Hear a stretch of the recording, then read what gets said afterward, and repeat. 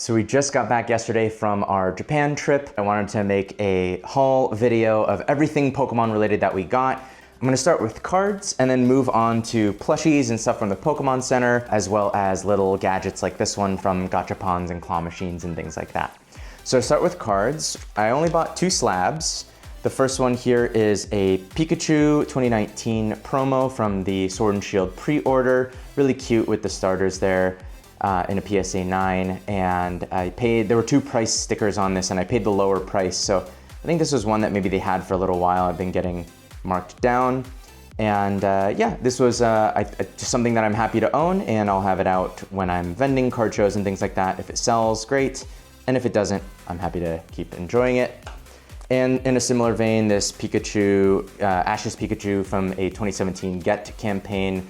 Also a really unique promo. There's a few that kind of look like this. PSA 10 here. Paid 25,000 yen. That's a little under 170 USD probably. This card doesn't sell super often, so it was a little bit hard to find comps, but just another one where I figure I can enjoy the card and there will be some collector out there for it if I'm ever interested or able to sell it.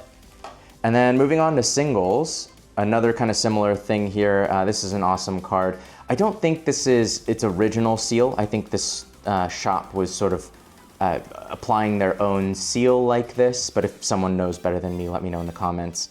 But yeah, paid 13,800 yen, a little under $100. I want to say it's a Festa promo. I don't know my Japanese promos very well. I had made a bit of a list before I went, but number there is 323 SP. But just awesome promo, nice texture, tons of different cool Pokemon in it. Obviously, cute Pikachu is the star of the show there. Definitely a pretty heavy hitter here. This is a Gold Star Pikachu. It's a gift box that this one came in, but this card is quite mint, and so I plan to grade this. If it doesn't grade well, the truth is this price is a little high. It's a little higher than you can certainly just buy a raw copy for, but actually in looking at this, it's a really clean copy. I think it could get like an 8 or something like that, and in that case, I'll do just fine on this card, and also just really fun to buy a Gold Star in Japan. This was one of the only ones, I saw only a few in card stores. This is the only one I felt price-wise and condition-wise was worth the pickup. Here's another awesome promo here. I'll actually take this one out of the top loader because the texture on this card is awesome. From people who know Japanese a little better than me, they said, this card is not one that you find raw very often, and it is clean. I don't think I'll grade it. The left to right centering is not perfect. It feels like that could get it a 9, but otherwise I don't think there's any other like actual condition flaws. Just an awesome card with the Miraidon and Koraidon, unique World Championships 2023 stamp there. Just an awesome card, and was happy to find that one and pick it up at a good price. All right, next one is the Reds Pikachu. I already own this. I've owned this a few times. I own one in my PC that I bought at a card show, and I bought one for the PC, but it was so clean I graded it, and it did get a PSA 10, so I ended up selling it. But I really love this card. It's another Japan exclusive with that red and the Pikachu.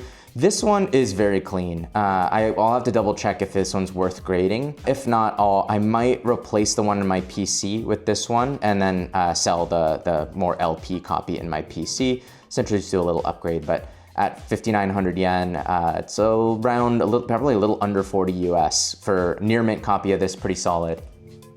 I got a few of these Bubble Mews. These were pretty abundant. These were one of the cards that I saw around more often. Great texture in Japanese. I mean, it's a great card in English too, but I do think the quality's a little bit better in Japanese. This one is a great price at Card Secret. 57.80 is like a little under $40.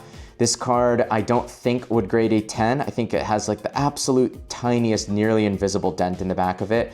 So this is probably one I will either PC or sell when I'm vending in a couple of weeks, but just a great card, and I have a few more copies you'll see in a bit. Here's another Japan promo. Folks probably know these Munch promos. This is the Rowlet. Another one that I don't think it's a 10. I forget why. I think there's a tiny bit of whitening up at the top, but it is definitely a mint card in really good condition. Probably like PSA 9 sort of condition. Really good centering as well. I've seen some of these not as much good centering. On this trip, honestly, in general, I think the stock in a lot of these shops was a little bit low right now. I didn't actually even see a lot of these cards, and the few that I did for the most part were really overpriced. But this one at 15,000 yen, it's about $100 US spot on.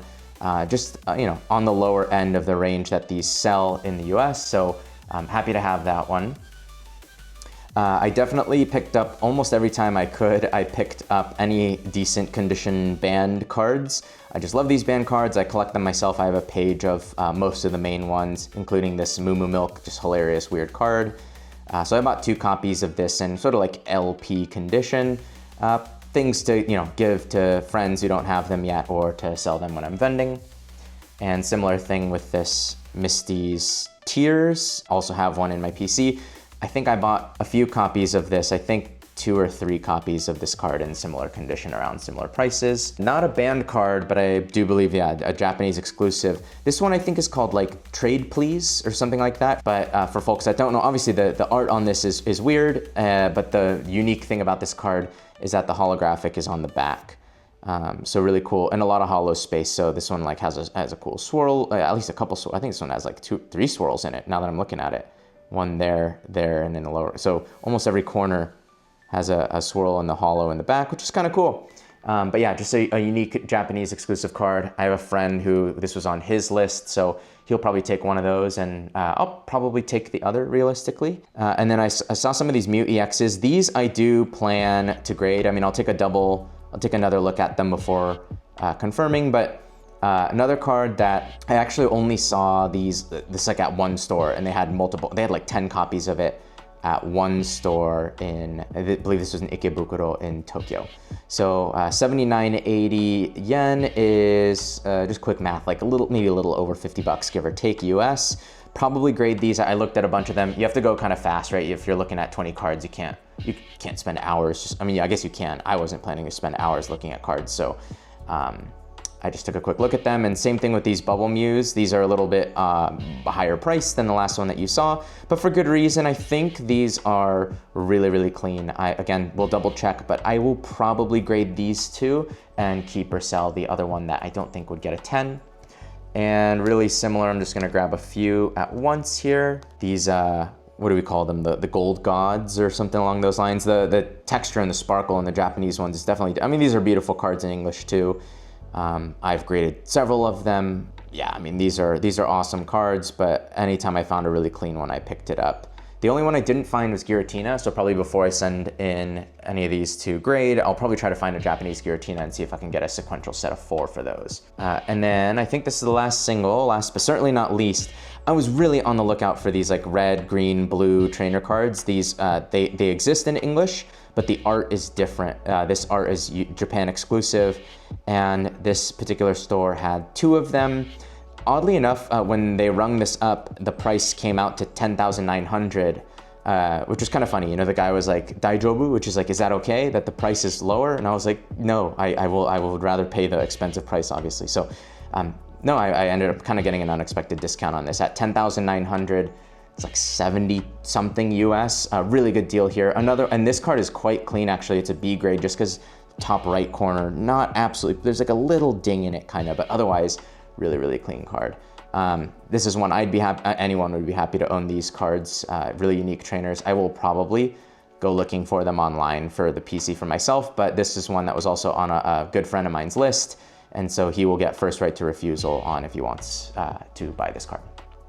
And then other than that, I've got stacks and stacks of cards here.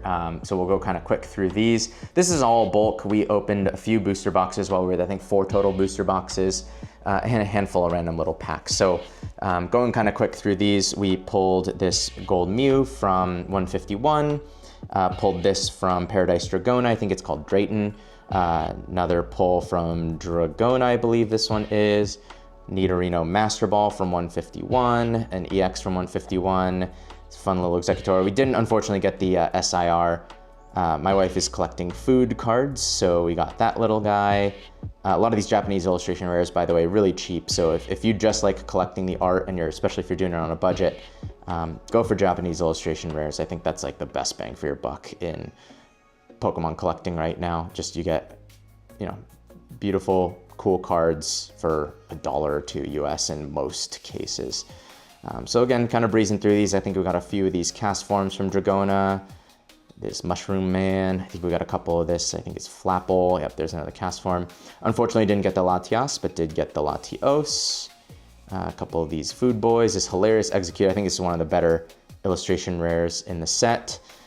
This secret rare was one of our secret rares from one of the Dragona boxes. My wife said he's the waifu of the set.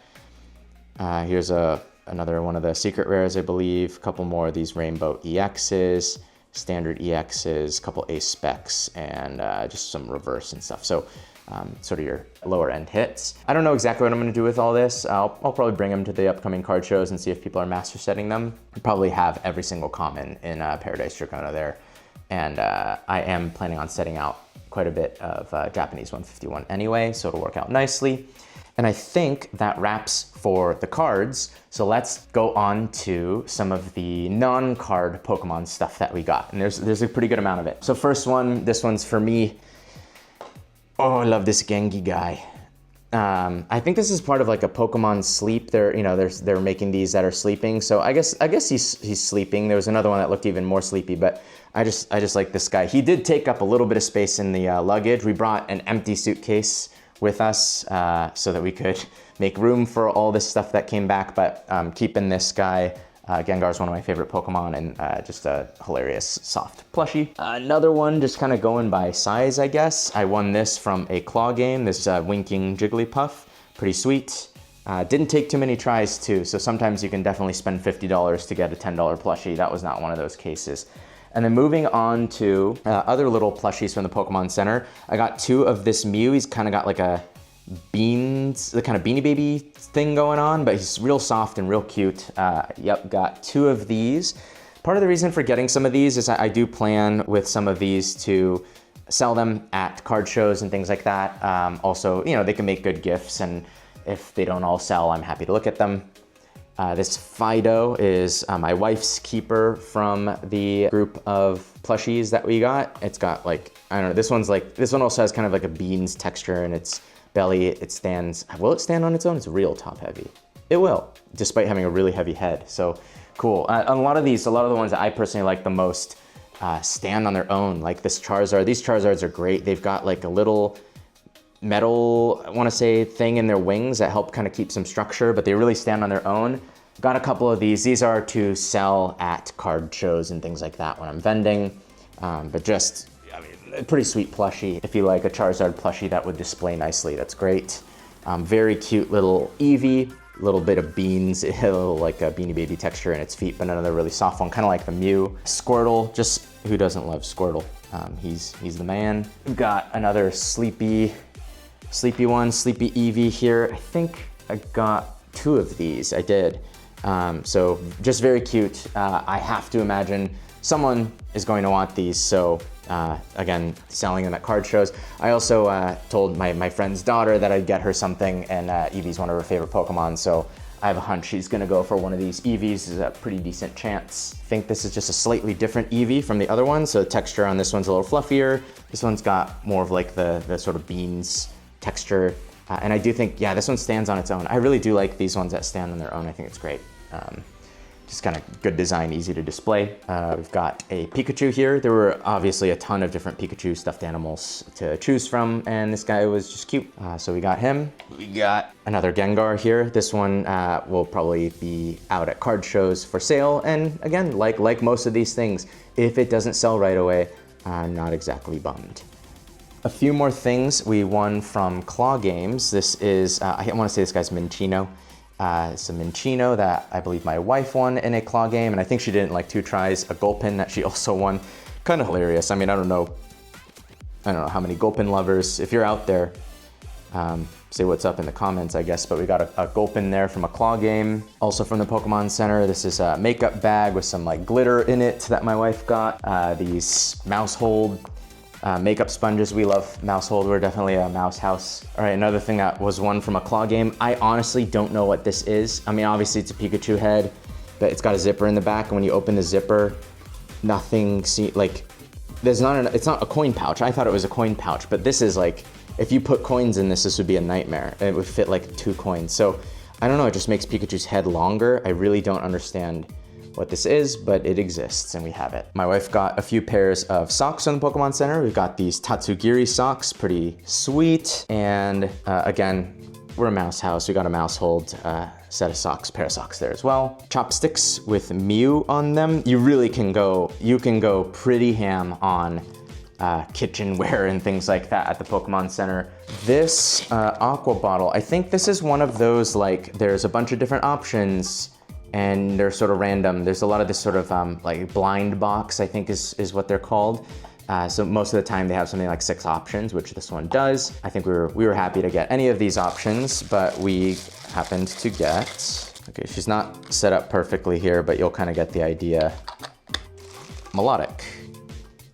Pretty cool. Nice, it'll look nice on a desk or something like that for sure. So that's what it looks like fully set up. But again, several other really cute. They're all pretty cool.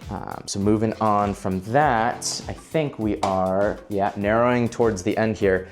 This also from the Pokemon Center. This is something I got really with the intention of reselling it when vending.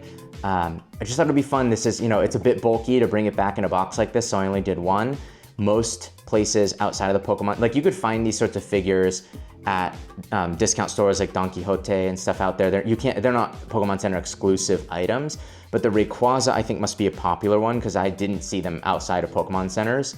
So there's got to be someone out there. There's a lot of people who love Rayquaza, of course, and so there's got to be someone out there who it would be exciting for them to get something straight from a Pokemon Center in Osaka on that one. And now we're getting into the real random little doodads. Most of these were won from Gachapon and claw games and things like that. We've got this Sleepy Azumarill, and I think there was a bunch of Sleepy ones in this set, and we tried a few times and we ended up getting multiple Azumarills, so it is what it is. We don't hate them, but it wasn't the one we were originally going for. I'll kind of leave some of these in the bag. This is, what is this, Galarian, I think, Ponyta. Unicorn with a little ice cream sitting in a sundae. Pretty cute. Fampy, cute. Hair clip, Snorlax, hilarious. These sorts of charms, like these things that you hang from a phone or a bag, really popular. I think in Asia in general, much more common, I would say, than they are around the States for sure. So there's a lot of random stuff like this. Similar to this one, Scizor being probably my favorite Pokemon over the years. And this was from a Gachapon that had like 4 or 5 options. They were all cool. It had a Heracross in them too. I also love Heracross. But got the Scizor on the first go, which was very exciting. I think from the same Sleepy Gacha as Azumarill, we got the Sylveon. Sylveon might be my favorite, or certainly a contender for favorite evolution. So cool to get her. And then this one, I'm not going to set it up because it doesn't really hold together, but there's sort of this little display, kind of like the Melodic, this little like Charcadet display. I like the Charcadet line, and I think that is the entire haul. I realized right after ending the recording that I did forget these B-side label stickers, got a bunch of them, and a lot of them are to give away to, mainly I think I'm going to give a lot of these away to some of the friends I've made at card shows. So I think they'll make nice little gifts, really high quality, really fun stickers. So yep, adding that into the video after the fact. So I hope you enjoyed looking at the haul. We're probably seeing it on the entire table here now. Yeah, we had a lot of fun. I think we must have gotten, if you exclude these bulk cards, we must have gotten a little under 100 Pokemon things. Some to collect and just for fun, some to just have. Does this Fanfy make a noise? Is that intentional?